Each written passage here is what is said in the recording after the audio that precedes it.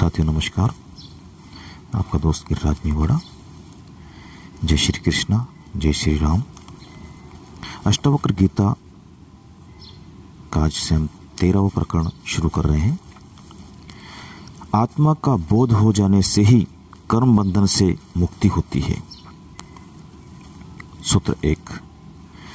नहीं है कुछ भी ऐसे भाव से पैदा हुआ जो स्वास्थ्य चित्त की स्थिरता है, वह कोपीन को धारण करने पर भी दुर्लभ है। इसलिए त्याग और ग्रहण दोनों को छोड़कर मैं सुखपूर्वक स्थित हूँ। राजा जनक आत्मा में स्थित है। अब वे शरीर, मन, अहंकार आदि से अपने को भिन्न आत्मोत अनुभव कर रहे हैं। संसार के जो भी कर्म, भावना, विचार, त्याग, ग्रहण, अच्छा बुरा आदि हैं, वे सभी मन, अहंकार और शरीर से हैं। आत्मा इन सबसे पार केवल चैतन्य साक्षी है। उसका इन सबसे कोई संबंध नहीं है। ये सब कार्य प्रकृतिजन्य है।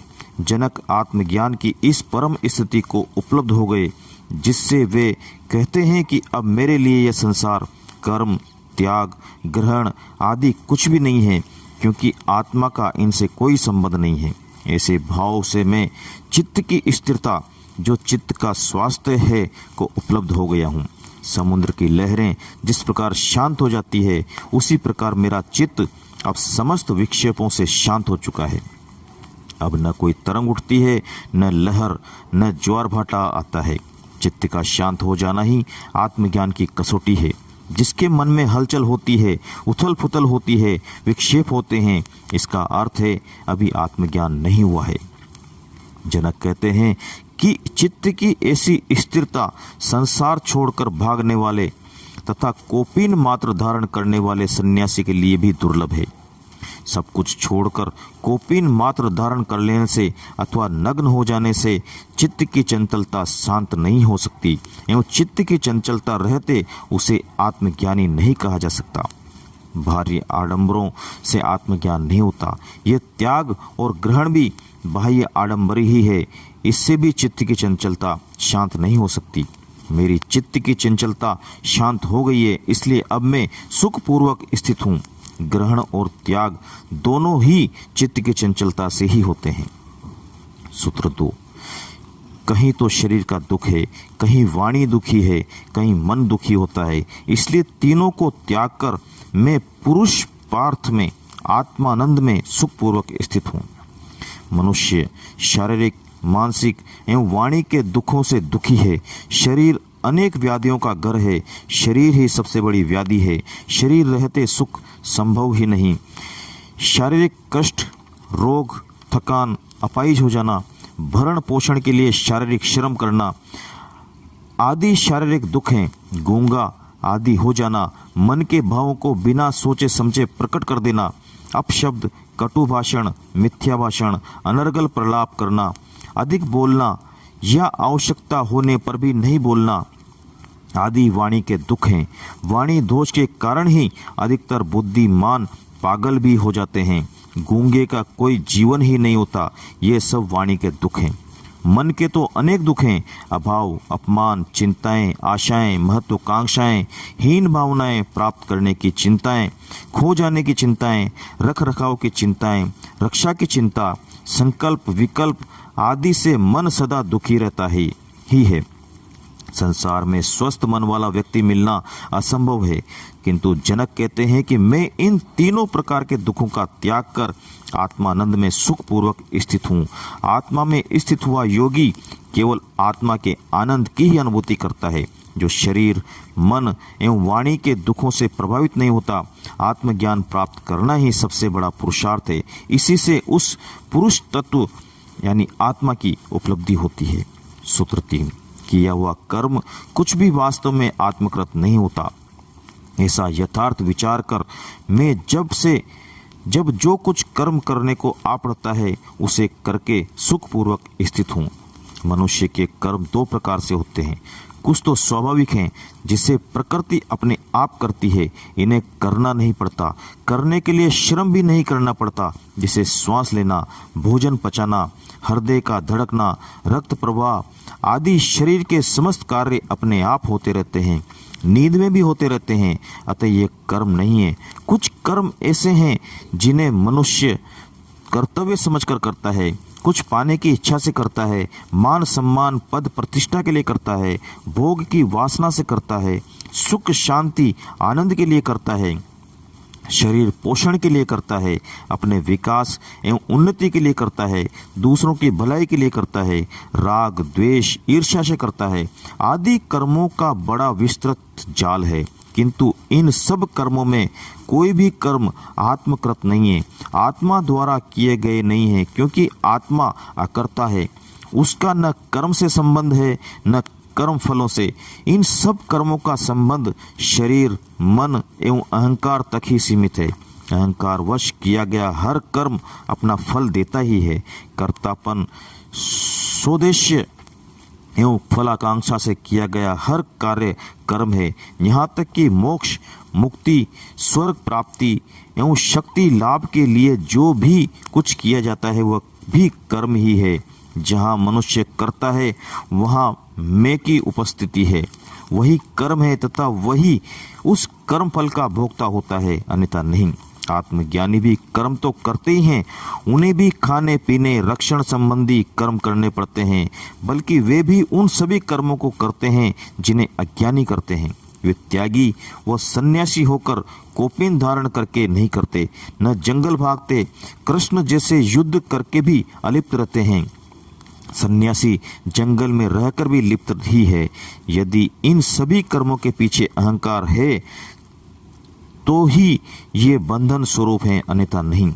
ज्ञानी अहंकार रहित होकर स्वाभाविक रूप से कर्म करते हैं। उन्हें न कर्मों के करने का आग्रह होता है न त्यागने का, क्योंकि आत्मा में स्थित हो जाने से उन्हें यह बोध हो जाता है कि कोई भी कर्म आत्मकृत नहीं है, सभी प्रकृति जन्य है तथा मैं प्रकृति के से भिन्न चैतन्य स्वरूप, इसलिए जनक मैं प्रकृति से भिन्न चैतन्य स्वरूप हूँ। इसलिए जनक कहते हैं कि मुझे ऐसा बोध हो जाने से अब अनाग्रह पूर्वक जो कर्म करना आ पड़ता है उसे कर लेता हूँ। कर्म करने और उसे छोड़ने की वासना का परित्याग हो गया है, इसलिए मैं सुखपूर्वक स्थित हूँ। सूत्र 4। कर्म और निष्कर्म के बंधन से संयुक्त भाव वाले शरीर में आसक्त जो योगी है, मैं इस देह के संयोग वियोग से सर्वदा पृथक होने के कारण सुखपूर्वक स्थित हूँ। जहाँ शरीर में आसक्ति है वहाँ अहंकार मौजूद है, तथा जहाँ अहंकार है वहाँ कर्ता मौजूद है। कर्ता के रहते जो भी किया जाएगा वह कर्म ही है। निष्कर्म का अर्थ है कर्ता का अभाव। कर्म को छोड़ना निष्कर्म नहीं है, कर्म का अभाव भी निष्कर्म नहीं है। निष्कृत्या भी निष्कर्म नहीं है। आलसी व मुर्दे निष्कर्म को उपलब्ध नहीं होते। जहाँ मैं नहीं है, जहाँ कर्म के पीछे उद्देश्य फलाकांक्षा नहीं है, वही निष्कर्म है। सन्यासी भिखारी को भी कर्म करना पड़ता है। कर्म छोड़ना ईश्वरीय कार्य में बाधा पहुंचाना है। कर्म करो किंतु उसे ईश्वरीय कार्य समझकर करो। कर्तापन से मुक्त हो जाओ, निमित्त मात्र बन जाओ। कर्ता का बोध ही अहंकार है, जो प्रारंभिक पाप है। कर्ता केवल परमात्मा है, सब उसके नियम से चल रहा है। कर्म न करना भी उसके कार्य में बाधा पहुंचाना है, जो पाप है। निष्कर्म अपेक्षा रहित होता है। कुछ पाने के लिए छोड़ना भी निष्काम नहीं है, यह सौदेबाजी है, यह त्याग नहीं है। वासना पूर्ति हेतु किया गया भजन पूजन पाठ भी निष्कर्म नहीं है, यह सकाम कर्म ही दुखों का कारण है। 2 रुपये का नारियल चढ़ाकर 1 हनुमान चालीसा का पाठ करके लंबा चौड़ा मांग पत्र रख देना कोई साधना नहीं है। मांगना संसार है, नहीं मांगना साधना है। कर्म से भागना भी कर्म है, इसमें भी कर्ता भाव है। गीता में कहा है, इस लोक में कर्म सिद्धि को चाहने वाले लोग देवता की पूजा करते हैं। देवता सहायता देते हैं, ईश्वर स्वयं नहीं देता। शरीर के लिए आवश्यक कर्मों का करने वाला स्वाभाविक कर्म से कर्म करने वाला कर्म करते हुए भी कर्म बंधन से मुक्त रहता है। आग्रह पूर्वक हठ पूर्वक किया गया हर कर्म बंधन है। त्याग और ग्रहण दोनों में आग्रह होने पर बंधन है। अपेक्षा ही असंतोष का कारण है। कर्म त्याग का उपदेश देने वालों ने दुनिया को विकृत किया है। जीवन और कर्म पर्यायवाची है, या तो दोनों रहेंगे या दोनों छूटेंगे। योगी की साधना शरीर से आरंभ होती है, जो साधना की प्रथम सीढ़ी है। वह एक एक सीढ़ी पार करके आगे बढ़ता है, अतः वह शरीर में आसक्त रहता है। इस आसक्ति के कारण वह कर्म और निष्कर्म दोनों में संयुक्त भाव वाला होता है, क्योंकि शरीर में आसक्ति के कारण वह जो भी करेगा वह कर्म ही होगा। निष्कर्म की साधना भी शरीर में आसक्त होकर ही करेगा, अतः वह दोनों भाव वाला होने से दोनों ही उसके लिए बंधन स्वरूप हैं। किंतु जनक कहते हैं कि मैं इस देह के संयोग और वियोग दोनों से पृथक चैतन्य आत्मा में स्थित हूँ, इसलिए मैं सुखपूर्वक स्थित हूँ। अब कर्म निष्कर्म आदि मेरे बंधन नहीं है, क्योंकि मेरा इनसे न कोई आग्रह है न अपेक्षा है। सूत्र 5, मुझको ठहरने से, चलने से या सोने से अर्थ और अनर्थ कुछ भी नहीं है। इस कारण मैं ठहरता हुआ, जाता हुआ और सोता हुआ भी सुखपूर्वक स्थित हूँ। अहंकार मनुष्य के को जन्म से ही मिला है। संसारी यदि अहंकारी है तो आश्चर्य नहीं है, क्योंकि संसार का सारा खेल अहंकार का है, किंतु यह ज्ञान प्राप्ति में बाधक है। संसारी के वनिवस्त धार्मिक व्यक्ति का अहंकार अधिक होता है।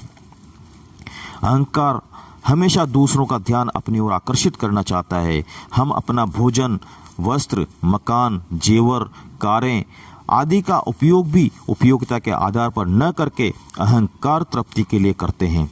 हम दिखावे के लिए करते हैं। जिसकी निजता श्रेष्ठ नहीं होती वही दिखावे में रुचि लेता है।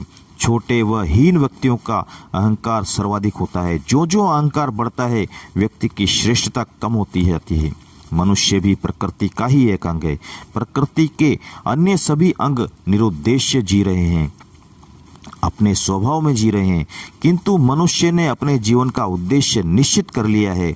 उसने अपने काम का उद्देश्य निश्चित कर लिया, यहाँ तक कि खाना पीना, उठना बैठना, चलना फिरना, सोना आदि के भी उद्देश्य बना लिए हैं। किंतु सृष्टि का निर्माण किसी उद्देश्य से नहीं हुआ। एक ही चैतन्य ऊर्जा स्वाभाविक रूप से अपने गुण कर्म के अनुसार प्रपुष्टित हुई है एवं फैलती गई। यह इसका उद्देश्य नहीं, स्वभाव है। उद्देश्य निश्चित करना मनुष्य की व्याख्या है। सो उद्देश्य जीने से अहंकार की तृप्ति होती है, किंतु उद्देश्य निश्चित करने से ही संघर्ष आरंभ होता है। खेल में जीतना यदि उद्देश्य हो तो संघर्ष अनिवार्य है। धन इकट्ठा करना उद्देश्य हो तो शोषण, बेईमानी, भ्रष्टाचार आवश्यक है। परीक्षा में पास होना उद्देश्य हो तो हथकंडे आवश्यक है। जो कार्य स्वभाव से होते हैं उनमें अहंकार निर्मित नहीं होता। संत भी अहंकार को बढ़ाने के लिए शोभा यात्रा निकलवाते हैं, बैंड बाजे बजवाते हैं, नग्न रहते हैं, उपवासों का भी हिसाब रखते हैं कि किसने कितने उपवास किए। यह अहंकार सभी रूपों में प्रकट होता है। जनक कहते हैं, मैं आत्मज्ञान को उपलब्ध हो गया। जो मेरा स्वभाव है अब मैं अपने स्वभाव में जी रहा हूँ। लाभ हानि, अर्थ अनर्थ की दृष्टि से नहीं जी रहा हूँ। अब मुझे ठहरने से, चलने से या सोने से न कोई अर्थ है न अनर्थ है। ये कार्य स्वभाव से हो रहे हैं, न दिखावे के लिए न लाभ हानि के लिए। ऐसा करके मैं सुखपूर्वक स्थित हूँ। सूत्र 6, सोते हुए मुझे हानि नहीं है, न यत्न करते हुए मुझे सिद्धि है, इसलिए मैं हानि लाभ दोनों को छोड़कर सुखपूर्वक स्थित हूँ। इसी क्रम में जनक कहते हैं कि मेरे सारे कर्म अब स्वभाव से अपने आप हो रहे हैं। प्रकृति के विरुद्ध कोई कर्म नहीं हो रहा है। अब मुझे सोने में भी हानि नहीं है। नींद लगना स्वभाव है तो मैं सो जाता हूँ। स्वभाव के विरुद्ध जागता भी नहीं। ऐसा नहीं सोचता कि सोने से मुझे हानि हो जाएगी, काम बिगड़ जाएगा, घाटा हो जाएगा आदि। न मैं ऐसा समझता हूँ कि बहुत यत्न करने से बड़ी सिद्धि मिल जाएगी। स्वभाव से जितना आवश्यक एवं अनिवार्य है उतना लाभ हानि की चिंता एवं उद्देश्य निर्धारण ही अशांति का कारण है। ज्ञानी इनसे पार हो जाता है, जिससे उसे परम शांति मिल जाती है, जबकि संसारी इनसे दुखी, पीड़ित एवं तनावग्रस्त रहता है। सूत्र 7, इसलिए अनेक परिस्थितियों में सुखादि की अनित्यता को बारंबार देखकर और शुभ और अशुभ दोनों को छोड़कर मैं सुखपूर्वक स्थित हूँ। अज्ञानी संसार में दुख ही देखता है, उसे संसार में दुख ही दुख दिखाई देते हैं, सुख कहीं दिखाई नहीं देते। वह दुखों को बढ़ाकर एवं सुखों को घटाकर देखने का आदी है, इसलिए इनके लिए वह सारी सृष्टि, समाज एवं भगवान तक को दोष देता है। दुखों की निवृत्ति एवं सुख प्राप्ति हेतु वह अनेक प्रकार के शुभ अशुभ कर्म करता है। दूसरों को दुख पहुंचाकर भी स्वयं सुख प्राप्त करना चाहता है। किंतु जनक कहते हैं कि मैंने अनेक परिस्थितियों में अनेक जन्मों में देख लिया है कि जैसे दुख अनित्य है, सदा रहने वाले नहीं हैं, नष्ट होंगे ही, वैसे ही सुख भी अनित्य हैं, वैसे ही शाश्वत नहीं हैं। वे भी शाश्वत नहीं हैं, वे भी नष्ट होंगे। यही सृष्टि का नियम है। मैं आत्मानंद को उपलब्ध हो गया, इसलिए अब मैं इन शुभ और अशुभ दोनों प्रकार के कर्मों के पार केवल अपने स्वभाव में सुखपूर्वक स्थित हूँ। अज्ञानी इन द्वंद्वों के झगड़ों में पड़कर परेशान, चिंतित व दुखी रहते हैं। ज्ञानी इनसे पार हो जाने से सदा आत्मानंद में स्थित हुआ सुखपूर्वक जीता है। यह अवस्था ही मोक्ष और निर्वाण की आवश्यकता है। 13वां प्रकरण समाप्त। अब 14वां प्रकरण। साक्षी पुरुष के जान लेने पर मुक्ति की चिंता नहीं होती। सूत्र 1, राजा जनक कहते हैं कि जो स्वभाव से ही शून्य चित्त है, पर प्रमाद से विषयों की भावना करता है और सोता हुआ भी जागने के समान है, वह पुरुष संसार से मुक्त है। 12वें एवं 13वें प्रकरण में राजा जनक अनुभूति का वर्णन करते हैं कि आत्मा को जान लेने मात्र से सिद्धि नहीं है, बल्कि उसे उपलब्ध कर लेना ही सिद्धि है। यही परम पुरुषार्थ है। उपलब्धि के बाद भी चित्त की चंचलता और पूर्ण रूपेण शांत करने के लिए उसमें निरंतर स्थित रहना आवश्यक है, जिससे अनेक जन्मों के संस्कार स्वरूप वासना के बीज को पूर्णतः नष्ट किया जा सके। जब ये बीज ही नष्ट हो जाता है, तभी उसे कैवल्य पद प्राप्त होता है। ऐसा व्यक्ति सवस्त्र ही उस अदम्य आत्मा को देखता है। यही आत्मज्ञान की स्थिति है। इस प्रकरण में जनक मुक्ति का वर्णन करते हैं, जो आत्मज्ञान के बाद की स्थिति है। आत्मज्ञानी में भी यदि कामना एवं वासना संबंधी थोड़ा सा भी बीज विद्यमान रह गया, तो वह फिर समय पार कर प्रपुष्टित हो सकता है। इस बीज का नाश ही मुक्ति है। राजा जनक कहते हैं कि आत्मस्वरूप को उपलब्ध हुआ ज्ञानी स्वभाव से शून्य चित्त वाला होता है। उसके चित्त से समस्त कामना, वासना एवं संस्कार जनित तरंगें शांत होकर चित्त की चंचलता नष्ट हो चुकी है। अब उसमें संकल्प विकल्प के विक्षेप नहीं है। ऐसी स्थिति को उपलब्ध हुआ ज्ञानी सदैव जागृत रहता है। सोते समय केवल शरीर का थोड़ा सा भाग ही सोता है। शरीर की सारी क्रियाएं यथावत चलती रहती है। नींद में श्वास, रक्त प्रवाह, स्नायु संस्थान, मन आदि अपना अपना कार्य करते रहते हैं। ये सोते ही नहीं, केवल मस्तिष्क का थोड़ा सा भाग ही सोता है, थोड़ा विश्राम लेता है, किंतु चेतना कभी नहीं सोती। वह नींद में भी जागृत रहती है। सोना चेतना का स्वभाव ही नहीं है। इसलिए जनक कहते हैं कि मैं आत्मस्वरूप हूँ, अतः सोता हुआ प्रतीत होते हुए भी नित्य जागृत हूँ। शरीर सोता है, आत्मा कभी नहीं सोती। इस प्रकार आत्मा में स्थित हुआ योगी संसार से मुक्त है। ऐसा पुरुष यदि संसारी विषयों की भावना करता है, तो वासना एवं आसक्ति से युक्त न होकर प्रमादवश करता है। आत्मज्ञानी के क्रियामाण कर्म तो बंद हो जाते हैं, क्योंकि वह करता नहीं रहता, इसलिए उसके कर्म संचित नहीं होते, तथा संचित कर्म भी आत्मज्ञान से नष्ट हो जाते हैं, क्योंकि कर्मों का संबंध मन से है। वह मन नहीं रहने पर कर्मों का भी क्षय हो जाता है। किंतु प्रारब्ध कर्म जिनसे यह शरीर एवं जीवन मिला है, उसे इस जन्म में आत्मसात के बाद भी भोगने ही पड़ते हैं। इनको भोगे बिना मुक्ति नहीं होती। इसलिए आत्मज्ञानी भी शेष प्रारब्ध कर्मों को भोगना भी अनिवार्य है। तभी मुक्ति होती है। यदि उन्हें न भोगा गया तो अनभोगे कर्म फिर अपना प्रभाव दिखाते हैं। इसलिए जनक कहते हैं कि मैं अब विषयों की भावना वासना से न रह करके प्रमादवश प्रारब्ध होकर करता हूँ। इस जन्म में जो भोग मुझे मजबूरी से भोगने हैं, ईश्वरीय विधान के अनुसार भोगने हैं, इसलिए उनकी ही भावना करता हूँ, किंतु अहंकार एवं कर्तापन से मुक्त हूँ। सूत्र 2, जब मेरी इच्छा नष्ट हो गई तब मेरे लिए कहाँ धन, कहाँ मित्र, कहाँ विषय रूपी चोर है, कहाँ शास्त्र हैं, कहाँ ज्ञान है। आत्मज्ञान के सुख के अभाव से ही मनुष्य शारीरिक एवं मानसिक सुख प्राप्ति हेतु विषयों की ओर प्रवृत्त होता है।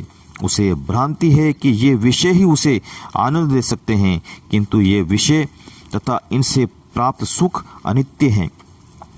ज्ञानी शाश्वत सुख को उपलब्ध हो जाता है, फिर उसका इन अनित्य विषयों के प्रति कोई आकर्षण नहीं रहता। इसकी इन्हें प्राप्त करने की इच्छा ही नष्ट हो जाती है।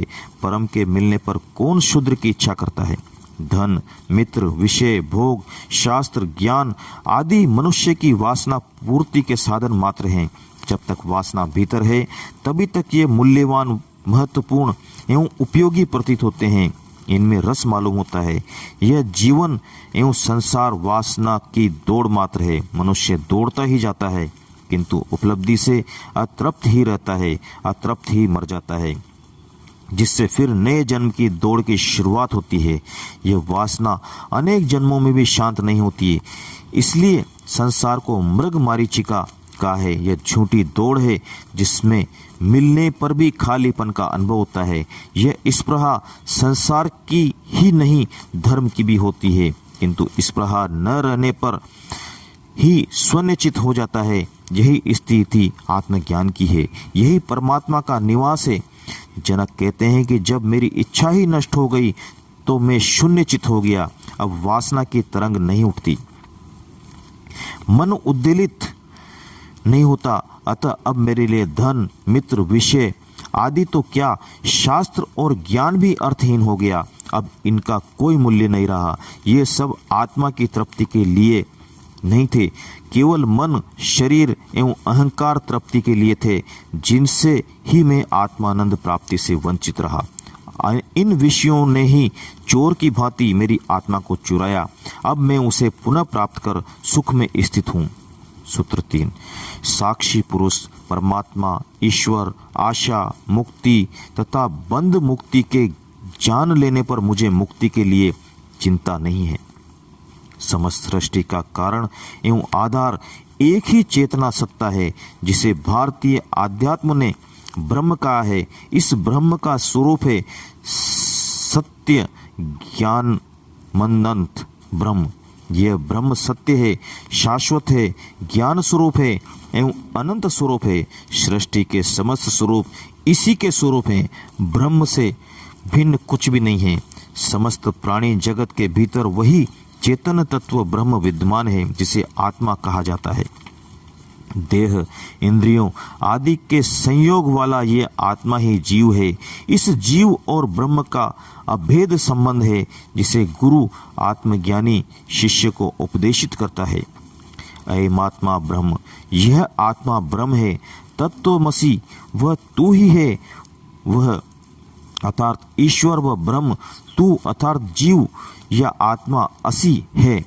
ये महावाक्य है जो जीव और ब्रह्म की अभेदता को बोध कराते हैं। शिष्य को इनका बोध हो जाने पर वह कहता है, अहम ब्रह्मास्मि, मैं ही ब्रह्म हूँ।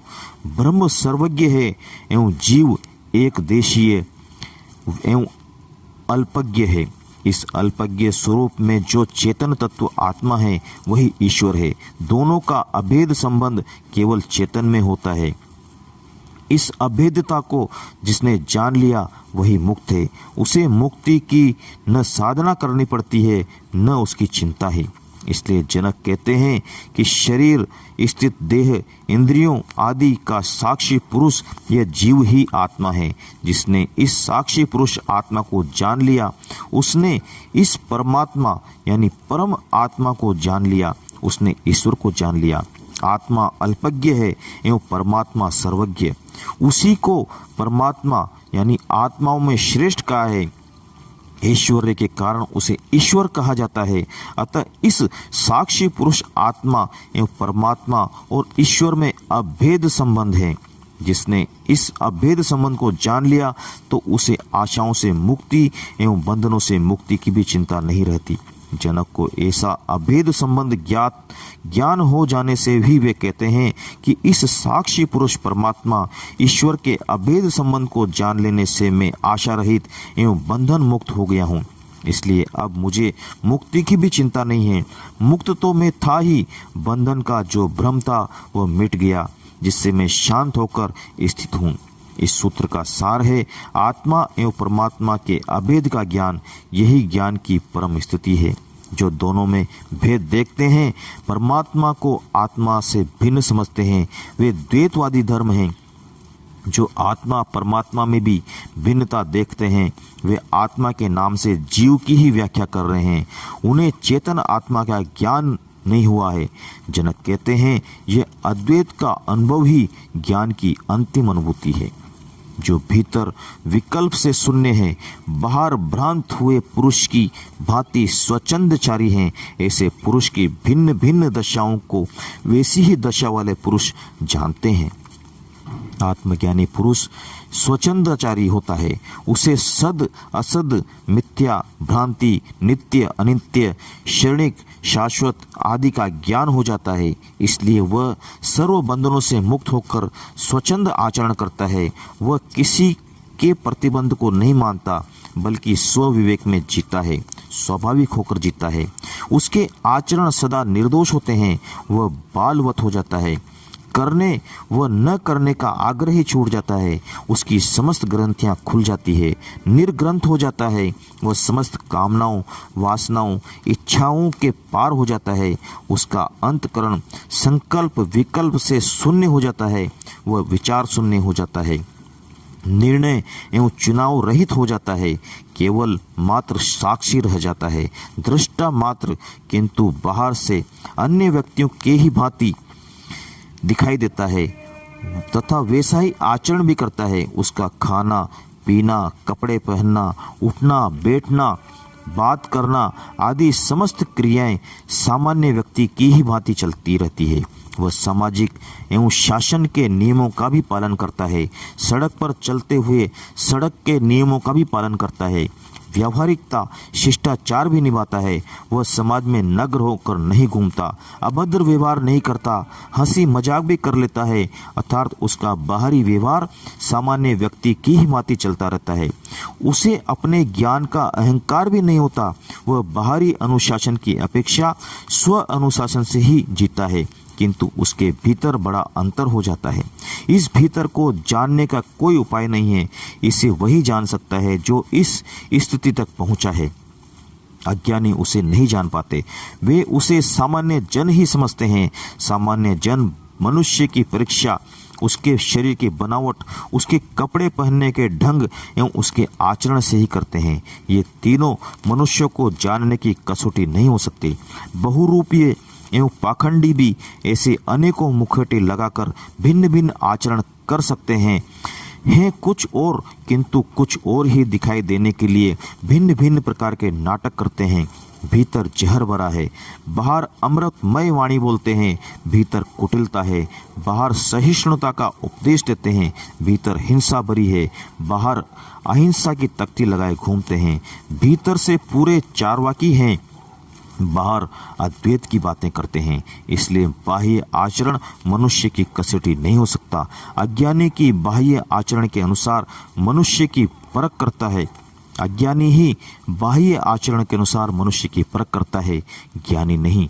अष्टावक्र ने इसलिए बाह्य आचरण से मनुष्य की परीक्षा करने वालों को चर्मकार की संज्ञा दी, जो केवल चमड़ी के पार की है। ज्ञानी ज्ञान को देखता है, बाह्य आचरण को नहीं। इसलिए जनक कहते हैं कि ज्ञानी की आंतरिक स्थिति को दूसरा ज्ञानी ही जान सकता है। जिसे वैसा ही अनुभव हुआ, ज्ञानी उसको कभी नहीं जान सकता। ज्ञानी बाहर भ्रांत पुरुष की भांति रहता है, जैसे उसे कुछ पता ही नहीं है। वह स्वच्छंद चारी होता है। वह भिन्न भिन्न दिशाओं में भिन्न भिन्न प्रकार का व्यवहार करने वाला होता है।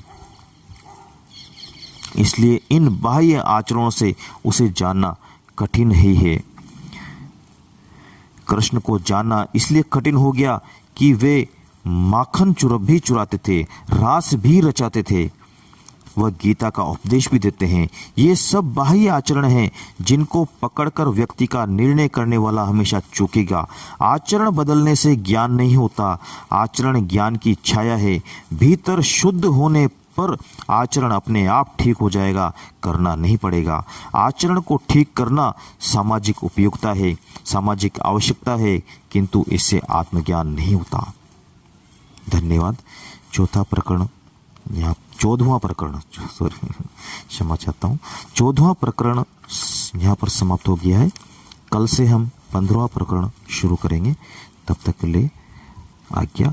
धन्यवाद। आपका दोस्त गिरिराज मेवड़ा। जय श्री कृष्णा, जय श्री राम।